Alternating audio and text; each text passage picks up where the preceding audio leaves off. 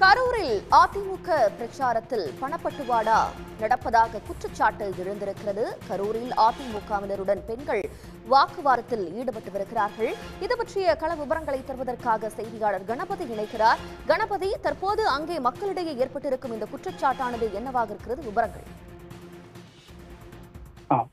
தமிழகத்தில் பாராளுமன்ற தேர்தல் வரும் ஏப்ரல் 19ஆம் தேதி ஒரே கட்டமாக நடைபெறுகிறது. அனைத்து கட்சி வேட்பாளர்களும் தீவிர பிரச்சாரத்தில் ஈடுபட்டு வருகின்றனர். இந்த நிலையில் கரூர் மக்களவை தொகுதியில் போட்டியிடும் அதிமுக வேட்பாளர் தங்கவேலை ஆதரித்து வீரராக்கியம் பகுதியில் தேர்தல் பிரச்சாரம் 7 மணிக்கு நடைபெறுவதாக அறிவிக்கப்பட்டிருந்தது. ஆனால் 9 மணி ஆகியும் வேட்பாளர் மற்ற எந்த ஆட்களும் வரவில்லை.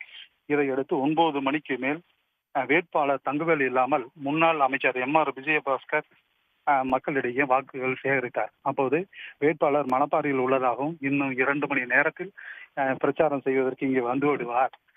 ஆனா இந்த 2 இடத்திற்கும் இன்னொரு முறை வேட்பாளரை உங்களிடம் கூட்டிட்டு வந்து அறிமுகம் செய்வதாக மக்களிடம் வாக்குறுதி அளித்தார். இதைத் தொடர்ந்து அவர் பேசி முடித்து சென்ற பிறகு ஆலத்தி எடுப்பதற்காக பெண்கள் வரிசையாக நிறுத்தப்பட்டிருந்தனர். அந்த ஒரு தாம்பாள தட்டிற்கு 50 ரூபாய் ஒவ்வொரு தட்டிற்கும் கட்சியினர் கொடுத்தனர். பல மணி நேரம் காத்திருந்து 50 ரூபா தான் கொடுக்குறீங்க அப்படின்னு சொல்லி பெண்கள் கட்சியினரிடம் வாக்குவாதத்தில் ஈடுபட்டனர். இதனால் பகுதியில் பெரும் பரபரப்பு ஏற்பட்டது.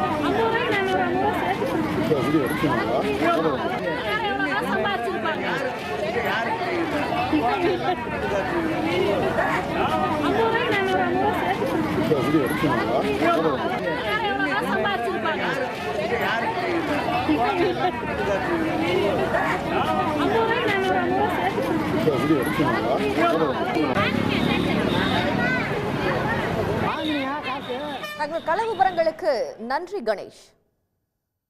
உடனுக்குடன் செய்திகளை தெரிந்து கொள்ள சன் நியூஸ் பெல் ஐகானை கிளிக் பண்ணுங்க.